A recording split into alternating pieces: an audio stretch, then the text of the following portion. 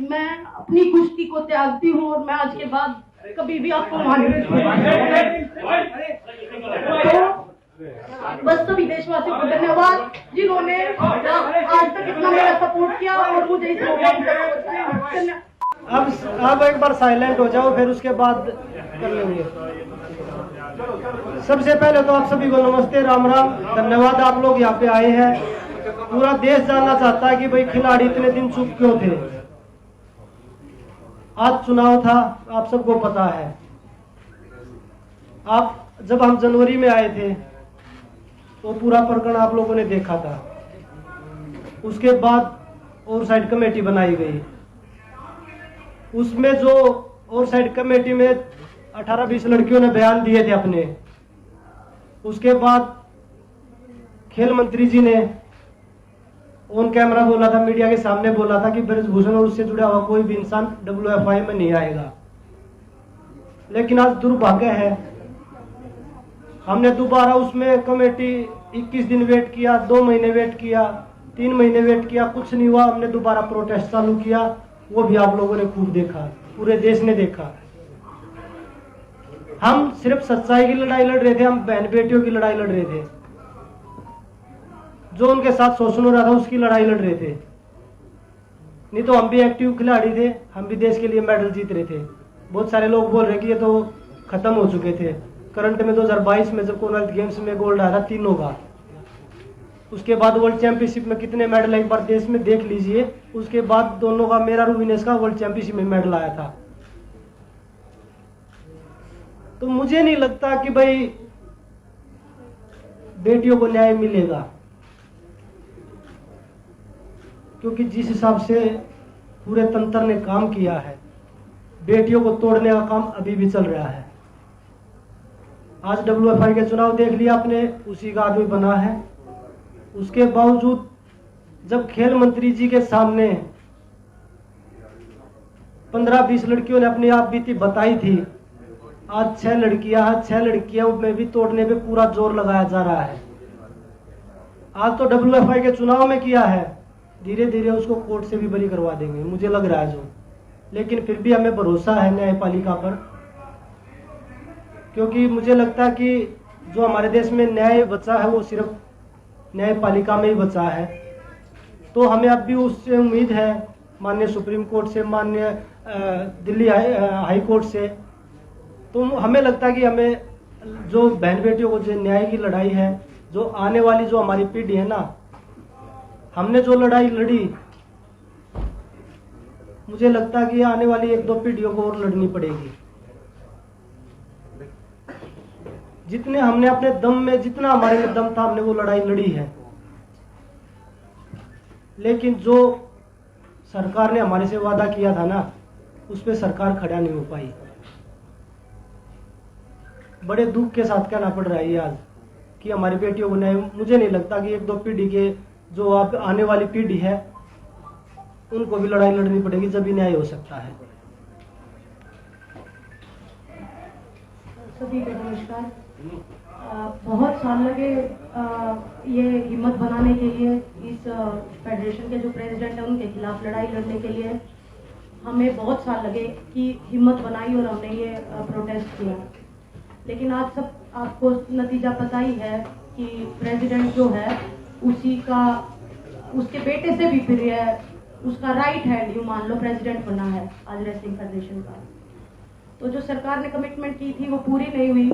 हमारी मांग थी महिला प्रेसिडेंट की, कि महिला प्रेसिडेंट होगी तो शोषण नहीं होगा। लेकिन ना पहले महिला का कोई भागीदारी थी। आज आप पूरी इलेक्शन उसकी लिस्ट उठा के देख लो, एक भी महिला को कोई स्थान नहीं दिया गया। तो बस यही कहना चाहूंगी कि जो ये लड़ाई है, ये हमने तो अपनी पूरी हिम्मत करके लड़ी, लेकिन ये लड़ाई जारी रहेगी, क्योंकि आने वाली जो और फ्यूचर है, जो बेटे हैं, बेटियां हैं, जो रेसलर्स हैं नई जनरेशन के, उनको ये लड़ाई लड़नी पड़ेगी। और मैं ये कहना चाहूंगी कि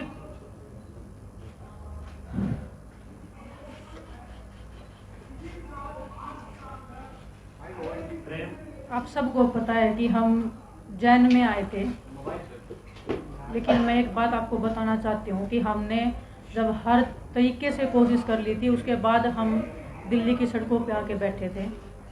सबसे पहले हम गृह मंत्री जी से मिले थे, मैं और बजरंग गए थे मिलने के लिए।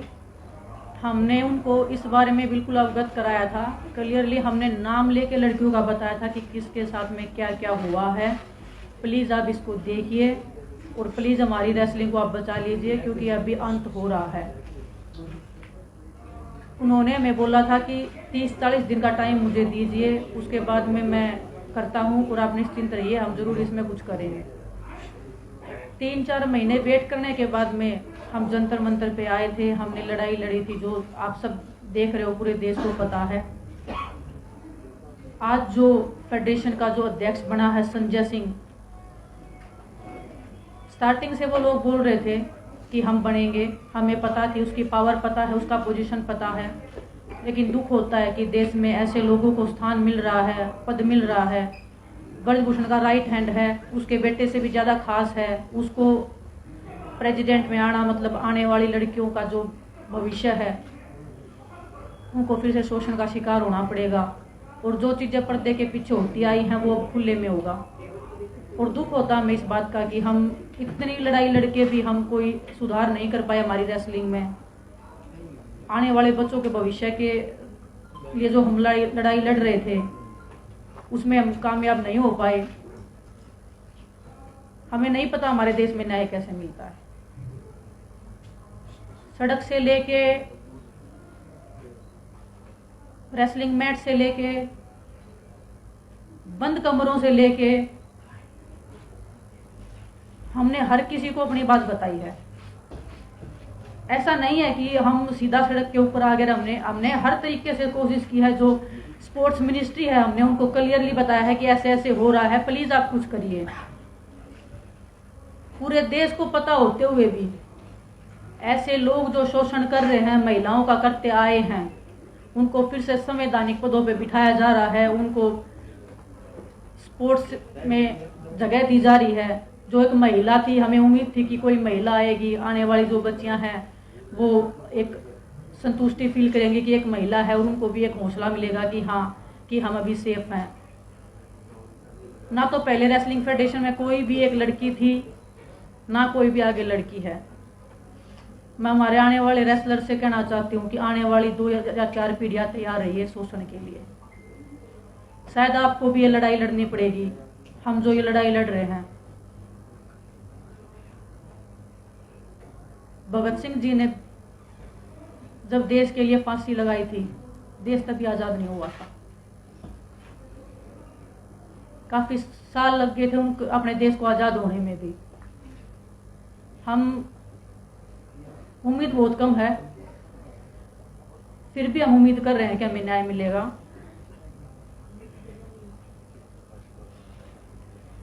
लेकिन बड़ी दुख की बात है, आज हमारे रेसलिंग का जो भविष्य है वो अंधकार में है।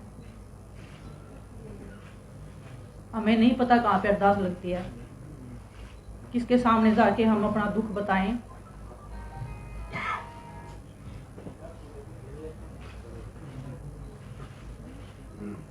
आज आप सबके सामने आए हैं, हम ट्रेनिंग कर रहे हैं, फिर भी हम बैठे हैं यहाँ पे, फिर भी हम लड़ाई लड़ रहे हैं। उम्मीद कर रहे हैं कि वो आस और उम्मीद हम फिर से जगा पाएं।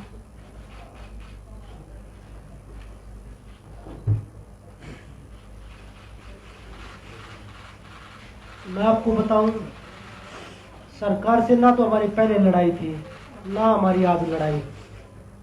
हम एक व्यक्तिगत आदमी के खिलाफ लड़ रहे थे जो बच्चियों का, लड़कियों का शोषण कर रहा था, बहन बेटियों का।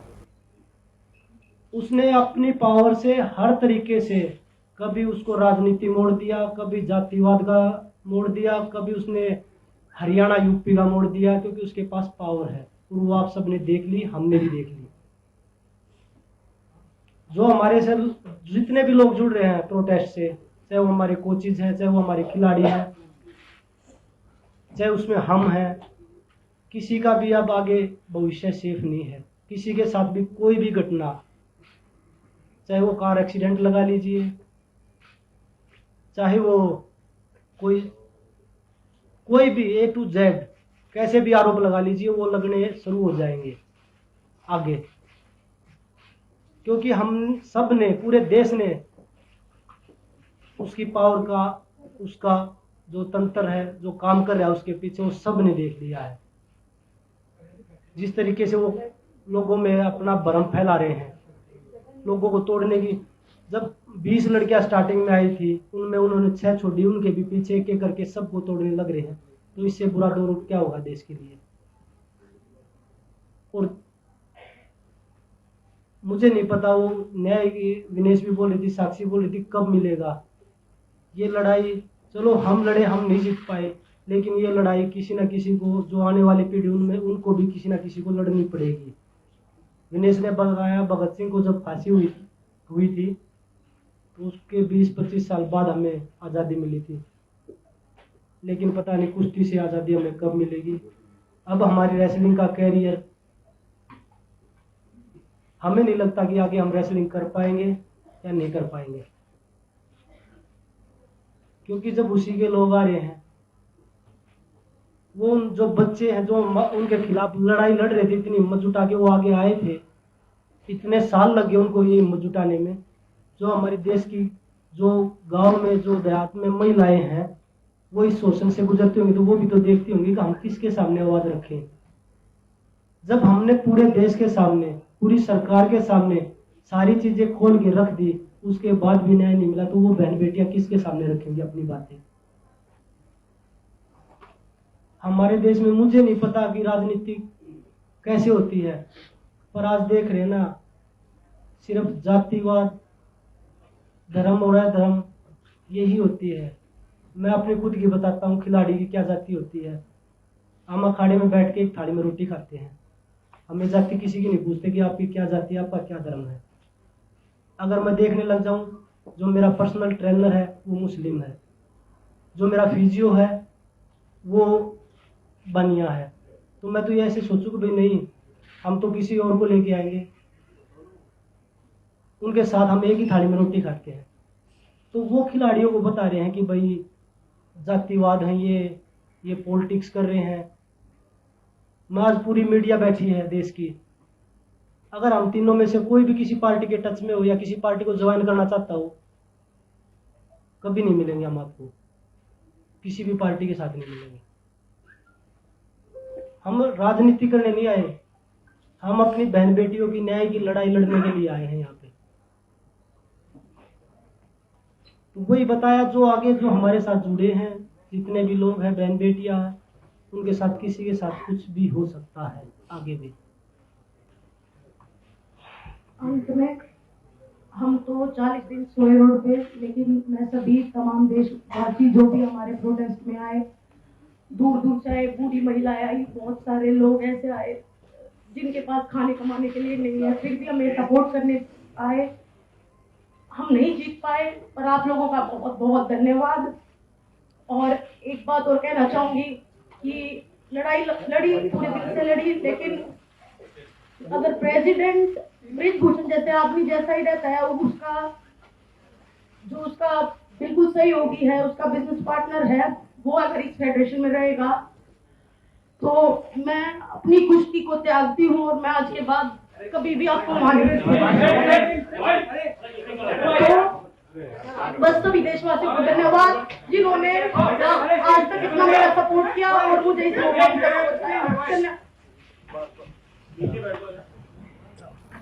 बजरंग और दिनेश का आप लोग भी कुश्ती खेलेंगे या आप भी साक्षी की तरह उदी के साथ फैसला ले रहे हैं? जगह दीजिए।